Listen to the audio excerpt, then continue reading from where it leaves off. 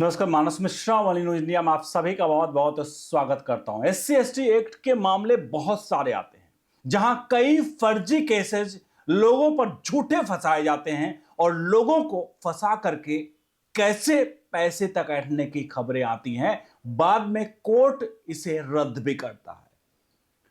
इसी क्रम में एक ऐसा मैटर, एक ऐसा केस आया जिस केस का मैं जिक्र करने जा रहा हूं। वो केस है मऊ का, उत्तर प्रदेश के मऊ का, जहां पर एक डीएसपी रैंक के अधिकारी ने, यानी एक डीएसपी ने एक पत्रकार के ऊपर आरोप लगाया कि उसने उसके साथ गाली गलौज किया, अभद्र टिप्पणी की। एक पत्रकार ने, डीएसपी पोस्टिंग थे उस समय वो वहां, उस वक्त एक पत्रकार ने उनके ऊपर जातिगत टिप्पणी की और उसके बाद एससी एसटी एक्ट के तहत मुकदमा दर्ज करा दिया गया। अब यह मामला पहुंचता है इलाहाबाद हाई कोर्ट। फिर इलाहाबाद हाई कोर्ट में जज साहब ने जो किया है, क्या फैसला आया है और क्या, चूंकि यह फैसला हाई कोर्ट का आया है तो हाई कोर्ट के फैसले के बिहाफ पर मैं आपको चीजों को दिखा रहा हूं और एक एक चीजें जो आई हैं उसको हम आपके सामने आएंगे। इंडियन एक्सप्रेस की एक रिपोर्ट है जिस रिपोर्ट को भी हम दिखाएंगे, क्योंकि बिना किसी साक्ष्य के यहां पर कोई बात नहीं होगी। और क्या एक सवाल यहां पर यह भी है कि व्यक्ति अगर ऊंची पोजीशन पर पहुंच जाता, ऊंचे ओहदे पर पहुंच जाता है, उसके बावजूद भी क्या एससी एसटी एक्ट की आवश्यकता होती है? क्या इसमें भी क्रीमी लेयर नहीं होना चाहिए? जैसे क्रीमी लेयर होता है रिजर्वेशन में, वैसे क्या एससी एसटी एक्ट में भी क्रीमी लेयर नहीं होना चाहिए? आपको याद होगा एक राजस्थान का केस था। राजस्थान में एक टेलीकम्युनिकेशन सर्विसेज डिपार्टमेंट में पुलिस अधिकारियों की मीटिंग हो रही थी। वहां पर डीआईजी साहब थे जो उसके टॉप अधिकारी थे, उस मीटिंग में थे। लेकिन एक एसपी साहिबा जो नई नई ज्वाइनिंग थी, वो आरोप लगाते हैं, जो सीनियर अधिकारी हैं उनके खिलाफ एससी एसटी का आरोप लगाते हैं उस महिला के खिलाफ कि ये मुझे एससी एसटी के तहत अभद्र टिप्पणी की है, जाति सूचक टिप्पणी की है और एफआईआर दर्ज किया था। ये मामला राजस्थान का था।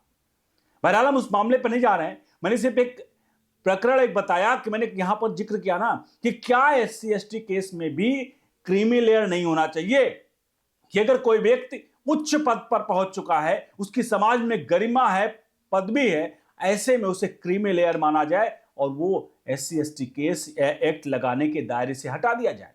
एक सवाल है, एक डिस्कशन है जो हम आपको बता रहे हैं। फिलहाल लिए चलते इस मामले की तरफ, पूरी खबर देखिएगा और इस मामले पर अपनी राय प्रतिक्रिया जोड़ दीजिएगा और जितना हो सके अपने हित मित्रों को जरूर पहुंचाए, क्योंकि कुछ ऐसी चीजें हैं जो समाज में पहुंचनी चाहिए।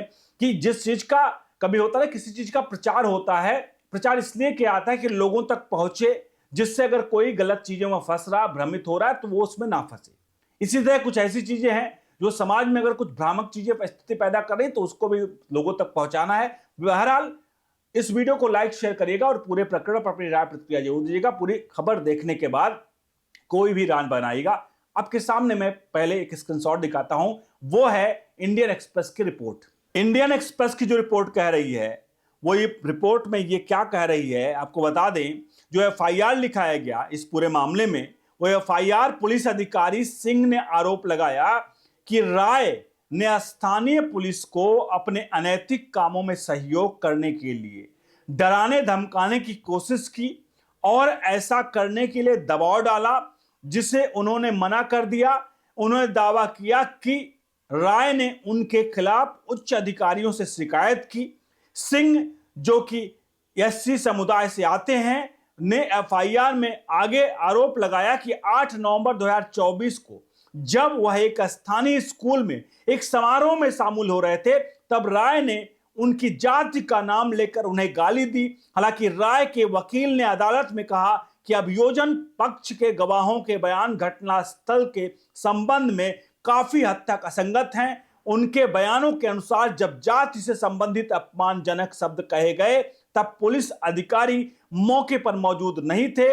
वकील ने यह भी कहा कि कथित तौर पर पटाखे फोड़ने की घटना से उपजे विवाद को एससी एसटी एक्ट अधिनियम के तहत अपराध का रूप दे दिया गया। ये आपने इंडियन एक्सप्रेस की वो रिपोर्ट जो इंडियन एक्सप्रेस ने छापी है, उसको मैंने आपके सामने एज इट इज, अंग्रेजी में था, उसका हिंदी ट्रांसलेट करके आपके सामने बता दिया। एक एसपी रैंक के अधिकारी, डिप्टी एसपी एक पत्रकार के ऊपर एससी एसटी, देखिए बात ये नहीं है, बात आप डिप्टी एसपी रैंक पर है, आप चाहते तो डायरेक्ट कार्रवाई कर सकते थे। और आप अगर इस तरह से वहां कोई भी व्यक्ति उत्पीड़न का अगर मामला लगता है, तो मुझे लगता है इस पर एक गहन विषय, एक अध्ययन का विषय है कि इस पर अध्ययन किया जाना चाहिए हमारी सरकारों को, कि क्या ऐसे मामले जहां पर एक ऐसे व्यक्ति जो समाज में आईएएस या पीसीएस बन चुका है, आईएएस लेवल पर पहुंच चुका है, आईपीएस है, ऐसे मामलों में क्या कोई उसे क्या जातिगत टिप्पणी करेगा, वो भी समाज का एक पत्रकार। जरा सोचिएगा, ये बहुत ही बड़ा एक तरह से एक क्वेश्चन मार्क है। और अगर ऐसा है भी तो कम से कम उसके खिलाफ तो एफआईआर, उसके खिलाफ तो कार्रवाई सही ढंग से करते ना। लेकिन यहाँ पे एससी एसटी एक लगा। अब जरा हम जिस डिप्टी साहब की बात कर रहे हैं, एसपी साहब की, उनके बारे में थोड़ा सा आप दिखा लेते हैं क्या लिख रहा है यहाँ पर। नेटवर्क 18 आपके सामने है, न्यूज 18 लिख रहा है यहाँ पर आपके सामने कि मऊ, क्या आपने कभी सुना है कि कोई व्यक्ति किसी विभाग से परेशान होकर उसी क्षेत्र में नौकरी करने का निर्णय ले?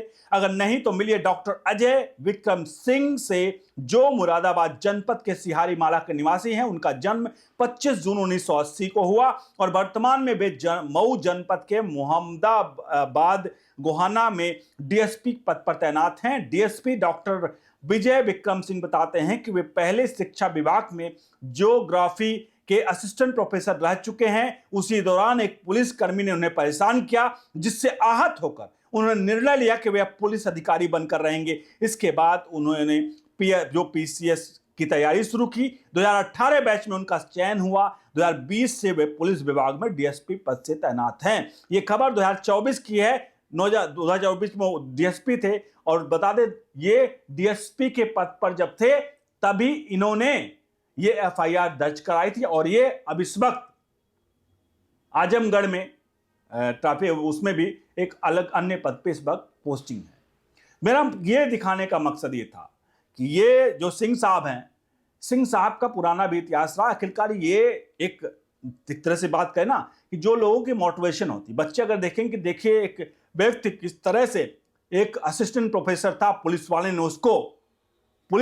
ने उसको कहीं ना कहीं उससे प्रताड़ित हुआ और वो खुद पुलिस बनकर डिप्टी एसपी बन बैठा। एक बड़ा ही मोटिवेशनल लाइन है और लोगों को लगता है। लेकिन यहां पर अब इस सब के बीच में ये मामला जो था, मैंने इसलिए इनके बारे में बताया कि ये इस तरह की खबरें, क्योंकि ये शुरू से ही लड़े हैं, तो तब सिस्टम के लिए कभी भी लड़ते रहे हैं। लेकिन यहां पर इनकी लड़ाई एक एससी एसटी एक्ट के तहत अगर डिप्टी एसपी पर पहुंच गए, इन्होंने आरोप लगाया है, तो मुझे लगता है थोड़ा सा एक बार जरूर सोचना चाहिए कि आप इस पद पर पहुंच चुके हैं जहां पर चीजों को थोड़ा सा सुलझ करके करना चाहिए था।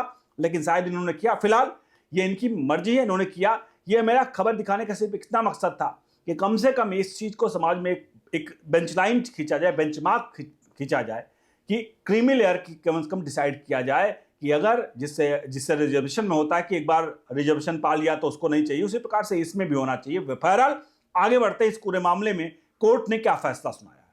कोर्ट ने इस पूरे मामले पर जो फैसला सुनाया, वो फैसला इस जो याचिका थी, क्योंकि संजीव राय जो पत्रकार थे, इस मामले को पहुंच गए थे हाई कोर्ट में लेकर के।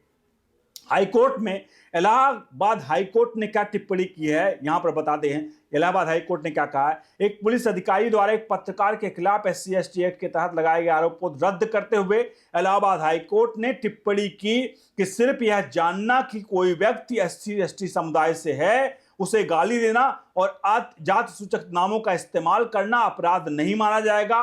कोर्ट मऊ जिले के एक पत्रकार संजीव राय द्वारा दायर एक अपील पर सुनवाई कर रहा था। उनके खिलाफ पिछले 26 फरवरी को मोहम्मदाबाद सर्किल के तत्कालीन डिप्टी एसपी विजय विक्रम सिंह ने मामला दर्ज कराया था। वह वर्तमान में आजमगढ़ के मुख्य हवाई अड्डा सुरक्षा पद अधिकारी के पद पर तैनात हैं। जस्टिस मदन पाल सिंह की पीठ ने इसको लेकर आदेश पर टिप्पणी की और सार्वजनिक रूप से किसी एससी एसटी समुदाय के सदस्य का उनकी जाति के आधार पर जानबूझ अपमान, बेइज्जती या गाली देना के तहत अपराध घटित होने के लिए यह जरूरी है कि आरोपी समुदाय के सदस्य को किसी ऐसी जगह पर उसकी जाति के नाम से गाली दे जो सार्वजनिक नजर में हो। इस प्रकार आरोपों से यह जाहिर होना चाहिए कि गालियों में जाति का नाम शामिल था या जाति का नाम इस्तेमाल करके गाली के तौर पर किया गया, और इस तरह से इस खुले मामले में, मौजूदा मामले में इस पूरे इस वाले SC FIR को क्वैश कर दिया गया। क्वैश मतलब रद्द कर दिया गया इलाहाबाद हाई कोर्ट के द्वारा।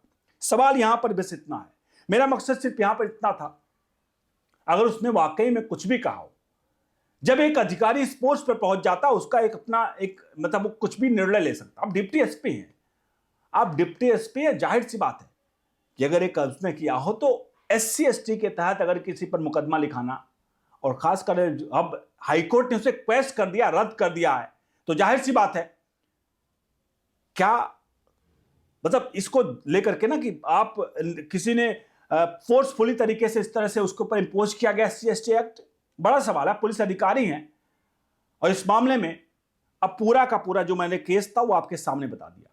मैंने इस केस को कहीं से भी किसी प्रकार का ट्विस्ट देने का प्रयास नहीं किया है। जैसा खबर थी, जैसी खबर थी, एक डिप्टी एसपी का, और हमने आपको रिपोर्ट्स भी दिखाई जहां पर, और उनका पहले से क्या रहा है कि वो एक डिप्टी एसपी के पोस्ट पर पहुंचे, लेकिन उसके बावजूद भी अभी भी उनको इस तरह की चीजें झेलनी पड़ रही हैं। अभी भी एक सवाल है हमारे समाज के लिए कि आखिरकार डिप्टी एसपी साहब को भी अभी भी जाति सूचक शब्दों से पत्रकार साहब गाली दे रहे हैं। ये तो वाकई में बड़ी अशोभनीय है। बहरहाल आप सभी से चाहेंगे इस पूरे प्रकरण पर अपनी राय प्रतिक्रिया जरूर दीजिएगा। मैंने किसी तरह का कोई भी क्लोजर इस वीडियो में नहीं लगाया है कि कोई भी क्लोजर या निष्कर्ष पे पहुंचा है, लेकिन सिर्फ इतना मेरा सवाल है कि क्या ऐसा आपको नहीं लगता है कि अगर जिस तरह से SC उसमें रिजर्वेशन में क्रीमी लेयर की बात की जा रही है, उसी तरह SC ST एक्ट में भी क्रीमी लेयर की बात की जाए कि कुछ लोग जो उच्च पदों पर पहुंच चुके हैं, जैसे राजस्थान का केस था, एक उच्च अधिकारी अपने जूनियर SP को ऊपर SC ST का FIR दर्ज करवाया था, उसी तरह यहां पर भी है। तो क्या लगता है कि इस तरह की चीजें कम से कम, क्योंकि ऐसे बहुत कम ही मामले देखने को मिलते हैं, लेकिन कुछ लोग क्या उसका फायदा उठाते हैं, यह भी सवाल बड़ा है। बने रहिए न्यूज इंडिया के साथ। बहुत बहुत धन्यवाद।